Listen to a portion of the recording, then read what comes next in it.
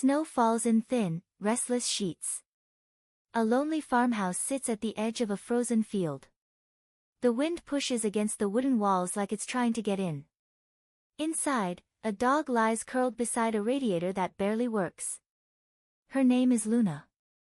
A mixed-breed shepherd dog with worn fur, one ear slightly torn from an old injury. She doesn't move much anymore unless she has to. The front door opens. A man enters, Eric Haug, late 40s, rough hands, tired eyes. He doesn't look at her when he walks in. He drops his boots near the door. Still here, he mutters, like it's an inconvenience. He tosses a piece of dry bread toward the kitchen floor. It lands far from her bowl. Luna doesn't rush. She never rushes anymore. She gets up slowly, joints stiff, and walks across the cold wooden floor. Every step echoes. Eric opens a cabinet. Empty shelves. He sighs sharply, annoyed, not at the emptiness, but at the expectation of it. He glances at Luna for the first time. "You're getting old," he says. No warmth. No cruelty either. Just fact. Luna sits near the bread but doesn't eat yet. She waits for permission that never comes. Eric grabs a coat. "I'll be gone for a few days," he says. "Work in Tromsø. Don't make a mess." He pauses at the door. Then adds, almost as an afterthought. "Figure it out." The door closes. The house goes quieter, but not peaceful. Only abandonment has its own sound. The wind grows louder. The heating dies fully sometime after midnight. Luna wakes up shivering. She walks from room to room. Empty bowls. Old furniture. A radio that no longer works. She stops at the front door. Waits. Sits. Listens. Nothing. She whines once, soft, uncertain, then stops, as if she's learned not to waste energy on answers that don't come. The same dog, but younger. Fur fuller. Eyes brighter. A younger Eric kneels beside her, laughing as she runs in circles. A woman's voice in the background, Ingrid, Eric's sister, calling them inside for dinner. Luna is Pa. RT of everything then. She is not questioned. Not ignored. Just present. Snow has piled against the door overnight. Luna scratches lightly at it. It doesn't open. She returns to the kitchen. The bread is still there. Now she eats it. Slowly. Carefully. Not because she's hungry, but because routine is all she has left. A truck passes outside. She perks up instantly. Waits. It keeps going. Her ears drop again. Luna steps outside for the first time in days. The cold hits hard. Her breath becomes visible instantly. She walks the perimeter of the house like she's counting something invisible. Her paw prints are the only signs of life. She reaches the gate. It is slightly open. She stops. Stares down the road leading into Nordvik village. A place she has never been allowed to wander alone.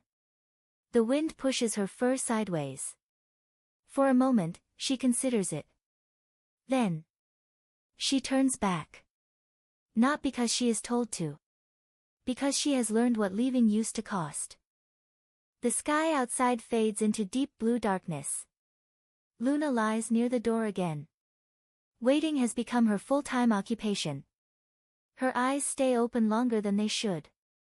A distant sound, a car engine. She lifts her head sharply. It slows near the house. Stops. Silence. Then drives away. Luna lowers her head again. But this time, she doesn't fully relax. Something has changed. Not outside. Inside her. The snow is thicker now, pressing down the world into silence. Luna stands at the gate again. But something is different today. The wind carries voices from far away, human voices, faint but real. She doesn't wait as long this time. She steps through the gate. One paw at a time. The boundary she was never explicitly told about, but always obeyed. Now it doesn't stop her. The path is narrow, half buried in snow. Trees line both sides like dark sentinels. Luna moves slowly but steadily. Her body aches, but instinct pushes forward. A crow lands on a branch above her. Watches. She ignores it. For the first time, she is not waiting for anyone behind her. She is moving towards something unknown. Small wooden houses. Fishing nets hanging frozen on lines. A dock in the distance where boats rock slightly under ice. This is Nordvik. Quiet. Too quiet. Luna stops at the first street. A woman carrying firewood notices her immediately. She pauses. Det din hund, she calls out to someone unseen. No answer. Luna stands still, unsure whether she is allowed to exist here. A child appears behind the woman. Points. Hun Aline, the child says. Alone. The word lingers in the air longer than it should. A small general store. Warm light. Smell of bread and fuel. The shopkeeper, Karen, notices Luna standing outside the glass door. She hesitates. Then opens it slightly. Luna doesn't rush in. She waits again. Karen sighs. You're not a stray, she says softly, almost to herself. She steps aside. Luna enters. Carefully. As if permission might be revoked at any moment.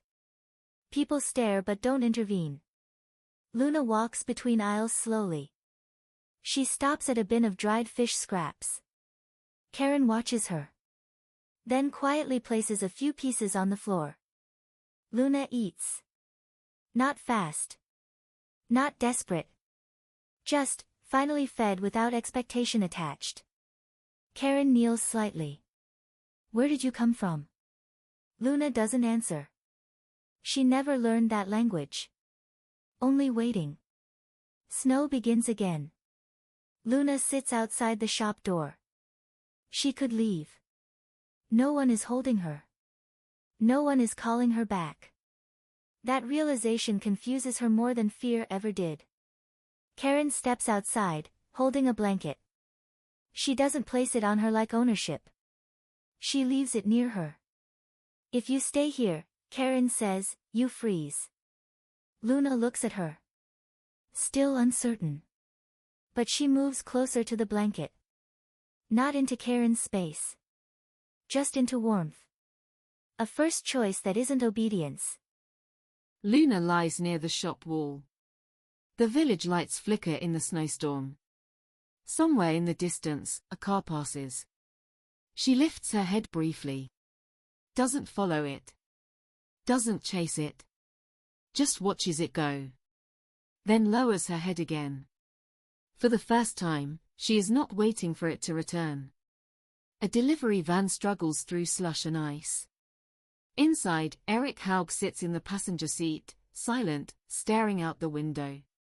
He hasn't been back to Nordvik in months. The driver speaks casually, but Eric doesn't respond. His jaw is tight. Something about returning feels heavier than leaving ever did. The farmhouse appears in the distance. Same structure. Same isolation. But something is wrong. No smoke from the chimney. No movement. Eric squints. Did she die? He mutters. The driver doesn't ask who. The house is colder than he remembers. Eric steps inside. Dust. Silence. The bread he left is long gone. Empty bowls. Slight paw prints in dried mud near the door. He exhales sharply. Luna? No response. He walks through rooms quickly now, irritation building. Not concern. Ownership. Like something is missing from where it was supposed to stay. Eric steps outside. Snow is heavier than before. He notices the gate is open. His expression changes slightly. Not fear. Annoyance. She ran, he says. Like it's a mistake someone else made. Luna lies behind the local shop again. She is warmer now. Federation. Not fully safe, but no longer starving. Children pass by. One throws a glance but keeps walking. Karen watches from inside the shop window. Luna has stopped trembling constantly. Not healed. Just present. A new rhythm forming. A shadow falls over Luna. She lifts her head. Eric stands there. Still wearing his work coat. Frozen for a second. She's mine, he says immediately. Karen steps outside. No, she replies calmly. Eric looks at her like she's mistaken. She lives on my land. She lived on your land, Karen corrects. Luna stands slowly. Her body tenses, not from recognition of love, but recognition of history. Eric takes a step closer. Come here, he says sharply. The tone is familiar. Old. Conditioned. Luna doesn't move. Not forward. Not back. Just still. People begin to notice. A fisherman stops. A child hides behind a door. Karen doesn't look away from Eric. She is not going with you. Eric's voice drops. You don't understand. That dog, she doesn't know anything else. Karen glances at Luna. She is learning. A pause. The wind fills the silence. Luna takes one step. Not toward Eric. Not toward Karen. Away from the space between them. That alone changes everything. Eric stands still as Luna walks down the snowy street. Not running. Not panicking. Just choosing distance. For the first time. He calls after her once. No command. No authority left in it. Just confusion. Luna. She stops briefly. Looks back. Long enough to remember. Then turns forward again. And keeps walking. Luna reaches the frozen docks. The sea is black under ice. Wind is stronger here. She stands at the edge, watching the water move under frozen stillness. Karen approaches slowly behind her, stopping a few meters away. You don't have to stay, she says softly. Luna doesn't look at her. But she doesn't leave either. For the first time, she is not waiting for someone to come back. And not yet sure where to go next. The wind cuts harder now, sharper off the frozen sea. Luna stands at the edge of the dock, watching the dark water move under ice fractures. Karen approaches slowly, boots crunching snow. She stops at a respectful distance. You don't have to stay out here, she says quietly. Luna doesn't move. Not because she refuses.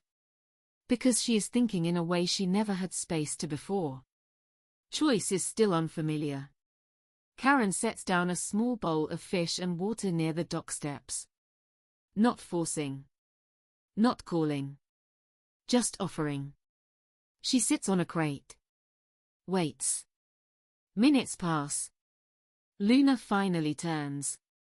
Walks toward the bowl. She eats slowly, but this time she pauses halfway and looks at Karen. Not asking permission. Just acknowledging presence. A subtle shift. Eric walks through Nordvik. He hasn't left yet. He keeps telling himself he's sorting things out. But he keeps circling back. He passes people who avoid eye contact. They've seen the dog. They've seen him too. Something has changed in how they look at him. Less respect. More distance. Karen is outside stacking firewood. Luna lies nearby, no longer hiding, but still cautious. Eric appears at the corner. He stops when he sees them together. Karen notices him first. "She's not yours," she says again. Eric scoffs. "She doesn't know that." Luna lifts her head at his voice. Old reflex. Not loyalty. Conditioning. Eric steps forward. "Luna. Come here." His tone is firmer this time. Familiar command returning. Luna stands slowly. Karen doesn't intervene yet. She watches. Something important is happening. Luna takes one step. Then stops. Looks between them. Eric and Karen. Two worlds. One past. One present. For the first time, she hesitates not from fear, but from comparison. Eric softens slightly.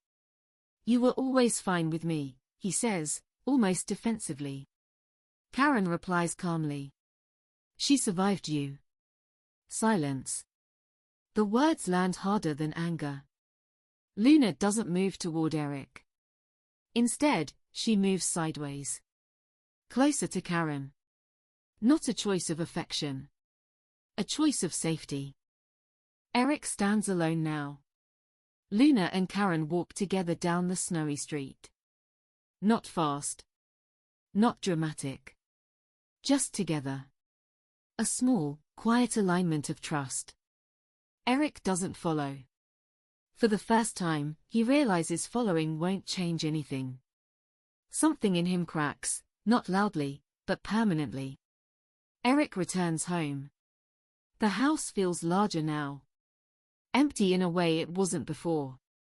He sits at the table. The same table Luna used to lie beside. He stares at the floor. No noise. No movement. Just consequence. He whispers. "I thought you'd wait." Luna lies near a small wooden shelter behind Karen's shop. A blanket is placed nearby, not on her. She is no longer chained. No longer locked inside. She could leave if she wanted. But she doesn't move. She rests. Eyes open. Then slowly closing. Not in exhaustion. In peace she hasn't known before. Nordvik wakes under heavy grey skies. Snow is constant now, not falling, settling. Luna moves more freely through the village streets. Not owned. Not lost. Recognized. Children no longer point with fear. They whisper her name instead. Luna is back. Karen watches from the shop doorway, a thermos in hand. Luna is no longer hiding behind buildings. She is choosing where to be. That alone changes everything. A small meeting. Fishermen, shopkeepers, elders. Karen stands at the front. "We can't ignore what happened at Eric's farm," she says. "He left that animal alone for weeks. Maybe longer." A man interrupts. "But it's just a dog." Karen answers immediately. "No. It's responsibility. And neglect." Silence. The village is not used to confronting people like Eric. But Nordvik is changing, slowly, reluctantly. Luna waits outside in the snow, as if she understands the importance of what is being discussed inside. Eric is packing. Not fast. Not angry anymore. Something closer to defeat. A notice from animal welfare lies on the table. A warning visit scheduled. He stares at it for a long time. Then laughs. "Once, dry, hollow. She needed nothing," he mutters. But even he doesn't believe it now. Luna walks with Karen. They pass Eric's farmhouse. He is outside. Watching. This time, he doesn't call her. Doesn't command. Just watches. Luna slows. Stops. Looks at him. Not waiting for instruction. Not responding to ownership. Just acknowledgement of a past that no longer defines her. Then she turns away. And continues walking. A storm approaches. Wind rises violently from the fjord. Luna leads Karen toward higher ground instinctively. Karen follows, trusting her without fully understanding why. At the ridge above the village, they stop. Below them, lights flicker in houses. Safe. Alive. Luna sits. Karen sits beside her. You stayed, Karen says softly. Luna exhales. A long, steady breath. For the first time, she is not surviving alone. The storm has passed. The village is damaged but intact. Eric's farmhouse stands quieter than ever. He is gone. No note. Just absence. Luna stands at the edge of the village, watching the road. She does not follow. She does not search. She already understands what absence means. The village gathers again. A decision has been made. The local animal welfare officer speaks. The dog will remain under community care. Karen looks down at Luna sitting beside her. No chains. No ownership papers. Just presence. A man asks. Whose dog is she now? Karen pauses. Then answers. Her own. No one argues. Luna moves freely through the village. She stops at familiar places. The shop. The dock. The hill overlooking the sea. People greet her without hesitation now. Not as property. As part of the place. She is no longer waiting. She is living. Karen and Luna walk to the abandoned farmhouse. The door is slightly open. Wind moves through it like memory. Luna enters first. Not cautiously. Not afraid. Just observant. She walks through the empty rooms. No bread on the floor. No commands in the air. Only echoes. She stops at the door where she used to wait. Sits. But this time, she does not stay. She turns and leaves. Luna and Karen sit overlooking the fjord. The sky burns orange and soft gold. The village below is alive with light. Karen speaks quietly. You're not waiting anymore. Luna rests her head on her paws. For the first time, there is no tension in her body. No anticipation of being left. No fear of being called back. Just stillness. Peace. The wind moves through her fur. She closes her eyes. Not because she must. Because she can.